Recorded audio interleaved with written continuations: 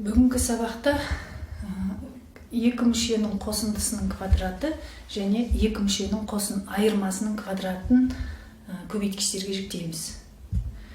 Яғни көпшілік жағдайларда көп мүшені көп мүшеге көбейту барысында бір тиімді формулаларды қолдануға тура келеді. Ол формулалар қысқаша тиімді болу үшін қолданылады. Оны біз қысқаша көбейту формулалары деп атаймыз. Ең бірінші А және Б өрнектерінің қосындысының квадратын жіктейік. Енді біз дәрежелеу амалынан білетініміздей, екі өрнектің квадраты дегеніміз, немесе екі өрнектің қосындысының квадраты, ол квадрат өзіне өзі көбейтіледі деген сөз. А қосу Б өрнегін А қосу Б өрнегіне көбейтеміз. Енді біз бұрыннан білетін көп мүшені көп мүшеге көбейтуге келдік. Көп мүшені көп мүшеге көбейту ережесін білеміз. Бірінші жақшаның әрбір мүшесін екінші жақшаның әрбір мүшесіне үлестіріп көбейтеміз. А-ны А-ға көбейтсек А квадрат, қосылған А-ны Б-ға көбейтсек А-Б, Б-ны А-ға көбейтсек А-Б, Б-ны Б-ға көбейтсек Б квадрат. Осыда А квадратқа ұқсас мүшелер өзі жазылады, ал А-Б-ны А-Б-ға ұқсас мүшелер болғандықтан коэффициенттерін қосып 2А-Б деп жазамыз, плюс Б квадраттың өзі жазылады. Міне, осы жазуда екі өрнектің қосындысының квадраты, бірінші өрнектің квадраты, қосылған екі еселенген бірінші өрнек пен екінші өрнектің көбейтіндісі қосу екінші өрнектің квадраты деген қысқаша формула анықталды. Яғни біз кез келген екі өрнектің квадратын есептегенде бірден осы формуланы қолдануымызға болады. Сонымен жалпы жағдайда екі өрнектің қосындысының квадраты, бірінші өрнектің квадраты, екі еселенген бірінші өрнек пен екінші өрнектің көбейтіндісі плюс екінші өрнектің квадраты деген формула алынады. Мысалы айталық, x қосылған 4-тің квадраты. Осы формула бойынша бірінші x-ті квадраттаймыз, x квадрат плюс бірінші өрнек пен екінші өрнекті көбейтем, 4x, оны екі еселеймін. Яғни міне, А-ның орнында x, Б-ның орнында 4 тұр. Яғни А-Б ол 4x болады, екі еселеймін 8x. 4-ім 8x. Қосу 4-тің квадраты 16. Міне, біз жаңағыдай көп мүшені көп мүшеге көбейтіп, жақшаны ашып, ұқсас мүшені біріктіріп, ұзақ жұмыс істемей, бірден формуланы қолданып, екі өрнектің қосындысының квадратының мәнін жаздық. Яғни, екі өрнектің қосындысының формуласын біз анықтадық. Енді екі өрнектің айырмасының квадратын анықтаймыз. Ол үшін дәл жаңағыдай өзіне өзін көбейтеміз. Көп мүшені көп мүшеге көбейту ережесі бойынша А квадрат, А-ны минус Б-ға көбейткенде минус А-Б, Б-ны минус Б-ны А-ға көбейткенде минус А-Б, минус Б-ны минус Б-ға көбейткенде плюс Б квадрат болады. Яғни А квадратқа ұқсас мүше өзі жазылады, минус А-Б, минус А-Б-ға қосылғанда минус 2А-Б болады. Плюс Б квадратқа ұқсас мүшесі жоқ. Яғни берілген өзіміз бағана екі өрнектің қосындысының квадраты мен соңғы шыққан екі өрнектің айырмасының квадратының формулалары ұқсас. Яғни екеуінде де А квадрат, яғни бірінші өрнектің квадраты, өзгешелігі 2А-Б-ның айырма болғанда таңбасы минус, қосынды болғанда таңбасы плюс болады. Ал Б квадраттың өзі дәл сол күйінде қалады. Яғни біз екі өрнектің айырмасының квадратын А квадрат минус, яғни екеуінің арасында минус тұр, екі еселенген А-Б плюс Б квадрат арқылы жазып көрсетуімізге болады.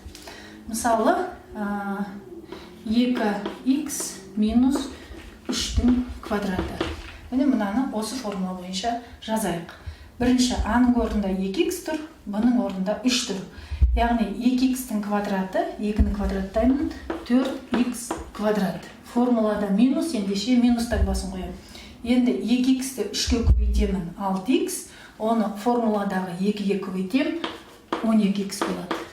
Қосу Б-ның 3-тің орнында, Б-ның орнында 3 тұр, ендеше 3-тің квадраты 9 болады. Міне бірден екі өрнектің айырмасының квадратының формуласын қолданып, біз өрнектің мәнін жаздық. Мына мысалды ықшамдайық. Ең бірінші 3 минус 5х-тің квадратын көріп тұрмыз. Олай болса, екі өрнектің айырмасының квадратының формуласын пайдаланып, осы жақшаны ашып аламыз. Одан кейін бар көп мүшені көп мүшеге көбейту ережесін пайдаланып жақшаны ашамыз. Сонымен 5-тің өзін жазып қоямын. Жақшаның үшін бағанағы формула бойынша жазамын. 3-тің квадраты 9, таңба минус 3-ті 5-ке көбейтем 15, 15-ті формуладағы 2-ке көбейтем 30х болады. Қосу 5х-тің квадраты 25х квадрат болады. Минус 5-тің өзін жазып қоям. Себебі көп мүшені көп мүшеге көбейтіп алуымыз керек. 3х-ті 3х-ке көбейтем 9х квадрат. 3х-ті 7-ге көбейтем 21х. Минус 7-ні 3х-ке көбейтем минус 21х. Минус 7-ні плюс 7-ге көбейтем минус 49. Енді бір мүшені көп мүшеге көбейту ережесі бойынша жақшаны ашамын. 5 жерде 9-ымыз 45 минус 3 плюс 15 яғни 150х плюс 25-ті 5-ке көбейтсек 5 5 25 2 сойды 2 5 10 12 125х. Енді мына жерде плюс 21х пен минус 21х жойылады. Онда 5-ті 9-ға көбейтем 5 9-ын 45х квадрат. Минусты минусқа көбейтем плюс 5-ті 49-ға көбейтем 5 7 9-ын 45 4 ойда 5 4-ін 20 ойдағы 4 пен 24 болады. 245 деген сан шықты. Енді ұқсас мүшелерін біріктіреміз. Минус ана жерде 125х-тің квадрат екен. Мына жерде х квадрат қалып қойған. Енді 125х квадраттан 45х квадратты азайтамыз. Себебі бұлар әртүрлі таңбалы сандар болып тұр. Ендеше 80х квадрат болады. Ұқсас мүшесі. Енді минус 150х-ке ұқсас мүше жоқ. Өзін жазамыз. Плюс 45, плюс 245, ол бізге 290 болады. Яғни, өрнектің ықшамдалған түрі осындай болады. Өзіміз танысқан формулаларды пайдаланып, теңдеулерді шешейік. Бір мүшені көп мүшеге көбейту ережесі бойынша 9y-ті y-ге көбейтсек, 9y квадрат плюс 9y-ті 6-ға көбейтсем, 6 9-ын 54y. Енді қосындының квадратының формуласын ашып аламыз, содан кейін минустан балы жақшаны ашамыз.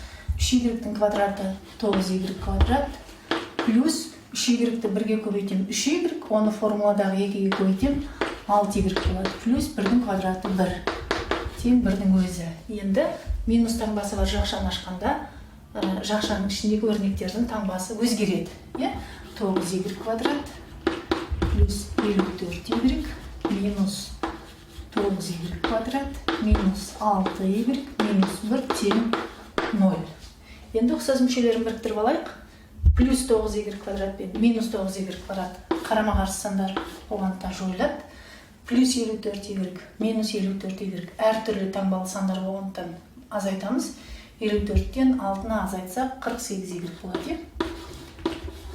Ал минус 1-ді теңдіктің оң жағы, мына жерде мен 0-ді жазып тұрмын, 1 болады. Минус 1-ді теңдіктің оң жағына шығарсам, плюс 1-мен 2 болады. Сызықтық теңдеуден y-ті табу үшін 2-ні 48-ге бөліп, оны 2-ге қысқартып жіберсем, 1 бөлінген 24 саны шығады.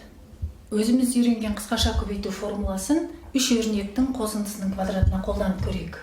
Ол үшін біз алғашқы 2 өрнекті А өрнегі ретінде алып, ал С-ны Б өрнегі ретінде алайық. Яғни А қосылған Б-ны бір жақшаға плюс С-ны бір жақшаға алайық та квадраттайық.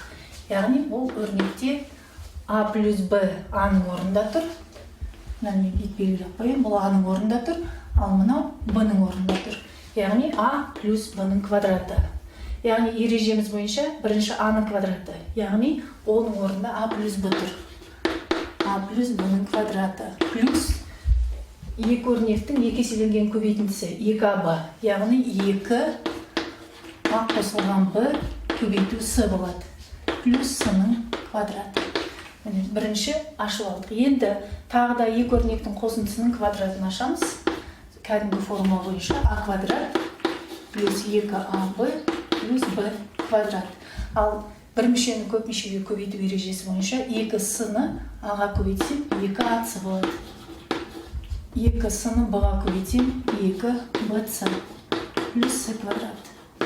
Енді бұл жерде a квадрат, b квадрат, c квадратты жазып алайық.